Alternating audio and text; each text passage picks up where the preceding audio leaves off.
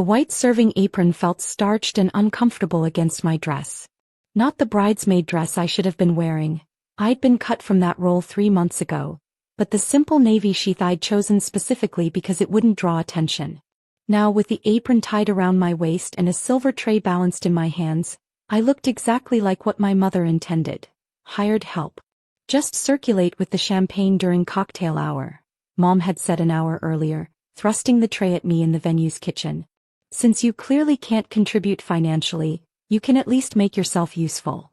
My sister Vanessa's wedding was a 300-person affair at the Ashford Estate, complete with ice sculptures, a 12-piece orchestra, and enough white roses to stock a florist for a month.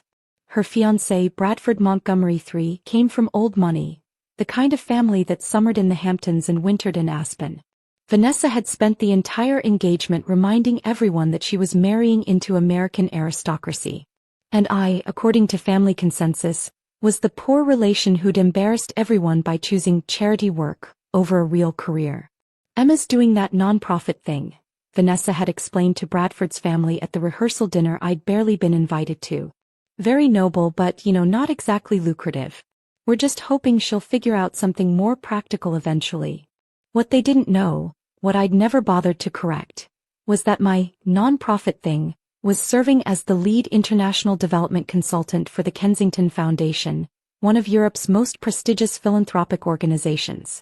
I'd spent the last 4 years designing education initiatives across 12 countries, managing budgets that exceeded £50 million annually, and working directly with heads of state and occasionally members of European royal families. But I worked remotely from a modest apartment, dressed in jeans most days, and didn't post about my job on social media. To my family, that meant I was broke and aimless. "Emma, you missed a tray," one of the actual catering staff whispered as I passed through the kitchen. She looked confused. Why are you serving?" "Family tradition," I said dryly, loading my tray with fresh champagne flutes. The cocktail hour was in full swing.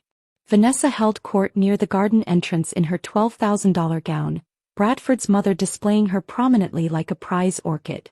Bradford's college friends congregated near the bar, their conversation loud with inherited confidence. My own father stood with Bradford's father, both men discussing golf handicaps and investment portfolios. Nobody noticed me weaving through the crowd with champagne. Why would they? I was invisible, the family afterthought, now literally serving those who mattered. Champagne. I offered the tray to a cluster of Bradford's relatives. "Oh, how efficient," Bradford's aunt said without looking at me. "Vanessa really thought of everything. Even the servers are well trained." I moved on, my face carefully neutral.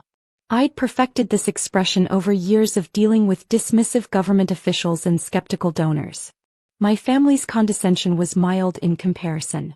The guest list was impressive, I had to admit. 2 senators, a federal judge, several CEOs, and, I'd heard Vanessa mention breathlessly, someone with an actual title. The Duchess of somethingshire, a distant connection of Bradford's mother who'd agreed to attend as a social favor. I was refilling my tray when I heard the commotion at the entrance.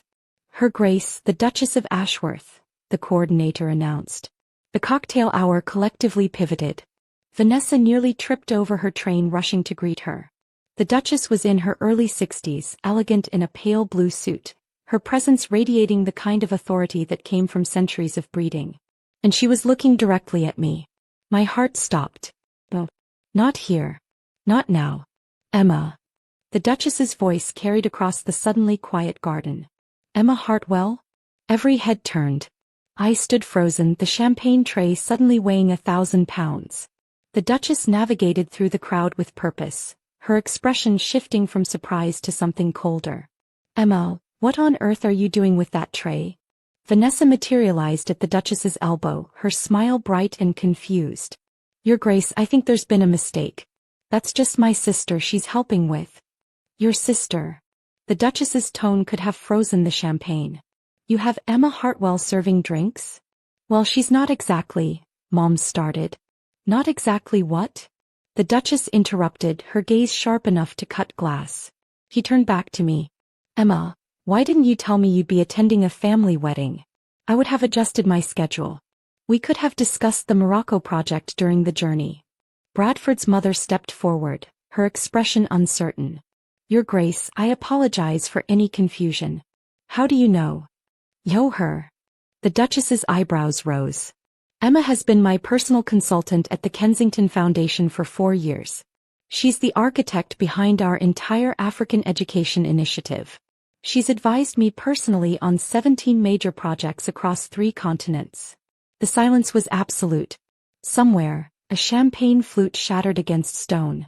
Last month, the Duchess continued, her voice taking on a lecturing quality, Emma presented our girls' education program to the UN General Assembly. The week before that she negotiated a £12 million grant from the European Commission. And yesterday she finalized a partnership with the Qatari government that will fund schools for 50,000 children. Vanessa had gone white beneath her professionally applied makeup. Bradford looked between me and the Duchess like he was watching a tennis match. So I ask again, the Duchess said, ice in every syllable. Why is one of the most influential development consultants in international philanthropy serving champagne at your wedding? I carefully set the tray down on a nearby table. There was a misunderstanding about my ability to afford a wedding gift. A misunderstanding. The Duchess's expression suggested she understood perfectly. He turned to my mother. You're Mrs. Hartwell, I presume? Emma's mother. Mom nodded mutely. Your daughter's salary is £240,000 annually, plus performance bonuses that typically exceed £50,000. She also receives quarterly dividends from the foundation's investment arm. Last year alone, Emma donated £75,000 to various causes, more than most people earn. The Duchess paused. She could have bought every gift on your daughter's registry without noticing the expense. Bradford's father had developed a sudden fascination with his shoes. The senators had drifted away, suddenly very interested in the ice sculpture. But more importantly, the Duchess continued, Emma Hartwell has spent 4 years changing the lives of children across the developing world. She's worked with presidents, prime ministers, and yes, members of my family. She's earned medals from 3 governments and commendations from the UN Secretary General. She looked at Vanessa, who seemed to have shrunk inside her expensive gown. So tell me, dear, what exactly has Emma done to deserve being treated as servant staff at your wedding? No one answered. The orchestra had stopped playing. 300 guests watched in horrified fascination. Your Grace, I said quietly, it's fine. They didn't know. Didn't know because they never asked, the Duchess corrected. I've listened to you take calls from your family, Emma. I've heard how they speak to you. How they dismiss your work as charity volunteering when you're running programs that impact millions of lives. She turned to address the crowd, her voice carrying with aristocratic projection. I came to this wedding as a courtesy to the Montgomery family.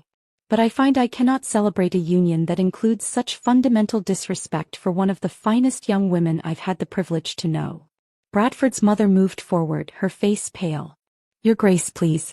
I'm sure this is all a terrible misunderstanding. Is it? The Duchess's gaze swept across my family. Was excluding Emma from the wedding party a misunderstanding? Was seating her at the vendor's table a misunderstanding?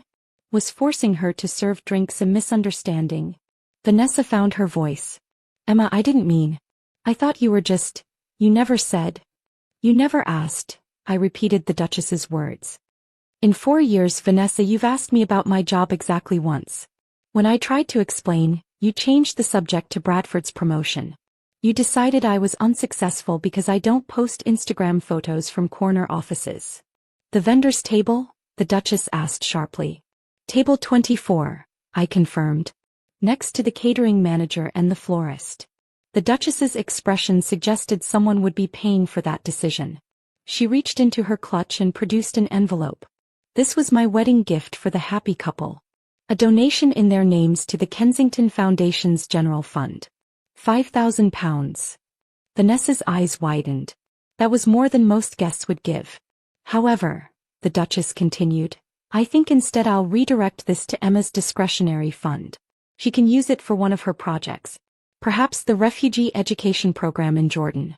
Those children will appreciate it more than a couple who can't recognize value when it lives under their own roof. She handed me the envelope. I'm leaving, Emma. Would you care to join me? We can discuss Morocco on the drive back to the city. My plane leaves for London tomorrow morning, You're welcome to join me if you'd like to visit the headquarters before the Morocco launch. I looked at the envelope, then at my family. Mom's face had crumpled. Dad couldn't meet my eyes. Vanessa looked like she might cry, her perfect wedding moment dissolving into social catastrophe. Bradford's mother was whispering urgently to Bradford's father. I caught the words disaster and humiliation. Actually, I said, untying the apron, I think I will join you, Your Grace. I have my laptop in my car. We can work on the proposal during the drive. Excellent. The Duchess offered her arm like I was royalty myself. Shall we? As we walked toward the exit, I heard the whispers start. 300 guests, all recalibrating their assumptions. The senators would remember me now. Bradford's business connections would suddenly recall my name. And my family would spend the rest of the reception explaining how they'd managed to humiliate their daughter in front of a duchess. Emma, wait. Vanessa's voice cracked. She'd followed us, Bradford trailing behind. Please don't leave. I'm sorry. I'm so sorry. I didn't understand. You didn't want to understand, I said, not unkindly. You wanted me to be the failure so you could be the success. But Vanessa, success isn't just about money or status or marrying the right family. It's about making a difference. You never asked what difference I was making. Can we fix this? Her mascara was running. Maybe, I said. But not today. Today is your wedding. Enjoy it. When you're back from your honeymoon we can talk. Really talk. If you're interested in actually knowing me instead of just assuming you do. The Duchess had already moved toward the door. I followed, leaving the apron on a chair and the champagne tray abandoned on a table. In the car, the Duchess made a phone call. Yes, it's confirmed. Emma Hartwell will be joining me in London tomorrow. Please prepare the guest suite at Ashworth House and notify the foundation board that she'll be presenting the Morocco proposal in person. She ended the call and looked at me. You handled that with remarkable grace. I've had practice, I said. 4 years of being underestimated teaches you patience. Will you reconcile with them? I thought about Vanessa's tears, Mom's shocked face, the way the entire wedding had shifted on its axis. Maybe. But on my terms this time. No more apologizing for success they can't see. The Duchess smiled. Good. You're too valuable to waste time on people who can't appreciate you.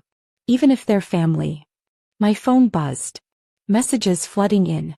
Bradford's mother apologizing profusely. My father asking me to call.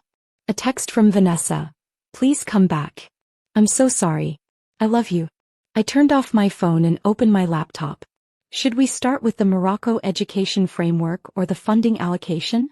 Framework first, the Duchess said. We'll handle funding once we're in London. As we drove away from the Ashford Estate, I caught a glimpse of the reception through the window. Guests were still standing in clusters, talking. Vanessa was visible near the entrance, Bradford's arm around her shoulders, her perfect wedding descending into the story that everyone would remember. The story of how a duchess revealed that the family disappointment was actually the family's greatest success. And how some people only see value when someone important points it out for